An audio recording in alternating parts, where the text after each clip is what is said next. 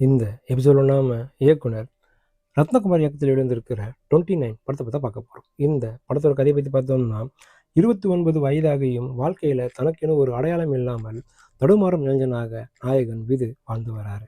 அந்த நேரத்தில் அவரது வாழ்க்கைக்குள் வரும் நாயகி பிரீதா அஸ்ரானியின் காதல் அவருக்கு ஒரு புதிய அடையாளத்தையும் வாழ்வின் அர்த்தத்தையும் கொடுக்குது.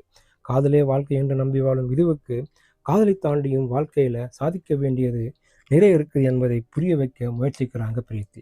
ஆனால் அந்த முயற்சி தோல்வியடைய காதலை முறித்து கொண்டு பிரிந்து செல்ல முடிவு செய்கிறாங்க. இறுதியில் விது பிரீத்தி இருவரின் காதல் ஒன்று சேர்ந்தாங்களா? இருவரின் காதல் என்ன ஆனது? இதாங்க அந்த படத்தோட மீதி கதை. இந்த படத்தில் நாயகன் நடிச்சிருக்க விது பக்கத்து வீட்டு இளைஞன் போன்ற எளிமையான தோற்றம், காதல் தோல்வியால் உடைந்து போக மனநிலை, காதலியை மீண்டும் பெற வேண்டும் என்ற ஏக்கம் ஆகியவற்றை மிகவும் இயல்பாக வெளிப்படுத்தியிருக்கார். குறிப்பாக அம்மாவுடன் வரும் காட்சிகளிலும் காதலியுடன் இருக்கும் தருணங்களிலும் அவரது நடிப்பு மனதில் நிற்குது. நாயகன் நடித்திருக்கும் பிரீத்தி அஸ்ரானி படத்தின் மிகப்பெரிய பலங்கள் ஒருவராக இருக்கார். காதலியாக மட்டுமல்லாமல் வாழ்க்கையை புரிய வைக்கும் துணையாகவும் தனது கதாபாத்திரத்தை அழகாக சுமந்திருக்கிறார். கண்களிலே உணர்வுகளை வெளிப்படுத்தும் பல காட்சிகளில் அவர் கவனம் ஈர்க்கிறார். நாயகன் நண்பராக நடித்துள்ள அவினாஷ் படத்தின் இறுக்கமான மனநிலையை அவ்வப்போது லேசாக்கிறார்.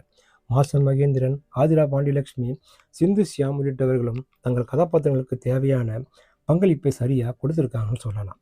மாதேஷ் மாணிக்கத்தின் ஒளிப்பதிவு, கடற்கரை காதல், பேருந்து பயணங்கள், சென்னை நகரத்தின் தனிமையான அனைத்தையும் அழகாக பதிவு செய்திருக்கு.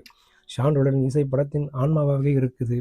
பாடல்களும் பின்னணி இசையும் காதலின் சந்தோஷத்தையும் வலியையும் பார்வையாளரிடம் அழுத்தமாக கடத்துது. காதலை வெறும் கனவாக இல்லாமல் வாழ்க்கையின் ஒரு பகுதியாக மிகவும் யதார்த்தமாக பதிவு செய்திருக்கிறார் இயக்குனர்.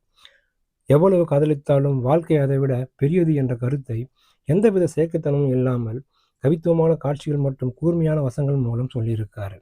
இயக்குனர் காதலை கொண்டாடியதோடு அதில் மூழ்கி வாழ்க்கையை இழந்துவிடக்கூடாது என்பதையும் மிகவும் அழகாக சொல்லியிருக்காரு.